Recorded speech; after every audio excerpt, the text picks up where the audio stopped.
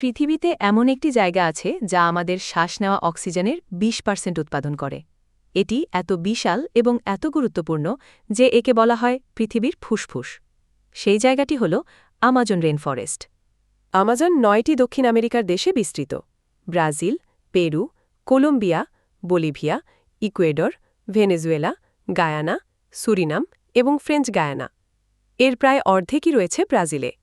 এই রেইনফরেস্ট এতই বিশাল যে এটি ২বার নিরক্ষরেখা অতিক্রম করেছে। আমাজন হল পৃথিবীর সবচেয়ে বড় রেইনফরেস্ট।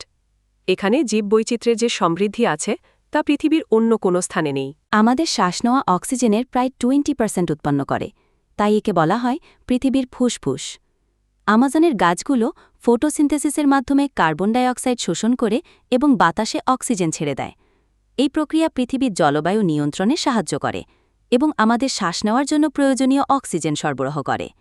এছাড়া সুস্থ ও অক্ষত অবস্থায় থাকা আমাজন কার্বন শোষণকারী হিসেবে কাজ করে। এটি বাতাস থেকে কার্বন ডাই অক্সাইড সরিয়ে নিয়ে জলবায়ু পরিবর্তনের প্রভাব কমাতে সাহায্য করে। আমাজন এতটাই বিশাল যে যদি এটিকে পানিশূন্য করে ফেলা হয় তাহলে এর পানি দিয়ে গ্র্যান্ড ক্যানিয়নকে ১৫ বার ভরানো যাবে।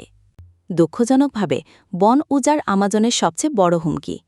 কৃষিকাজ, কাঠ কাটা ও খনি কার্যক্রমের কারণে প্রতিদিন হাজার হাজার একর বন ধ্বংস হচ্ছে।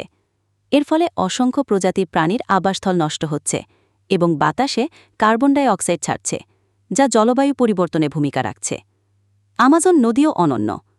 এটি পৃথিবীর সবচেয়ে বড় নদী এবং এখানে বসবাস করে ডলফিন, কাছিম, বানর ও অসংখ্য মাছের প্রজাতি। আমাজন রেইনফরেস্টে রয়েছে ৩০ লাখেরও বেশি উদ্ভিদ ও প্রাণীর প্রজাতি, যার মধ্যে অনেকগুলোই বিরল ও বিপন্ন। এটি শুধু পৃথিবীর গুরুত্বপূর্ণ এক ইকোসিস্টেম নয়, বরং আশ্চর্যজনক বন্যপ্রাণীরও আবাসস্থল। আমাদের সবাইকে সচেতন হতে হবে এবং আমাজন রেইনফরেস্ট রক্ষায় পদক্ষেপ নিতে হবে।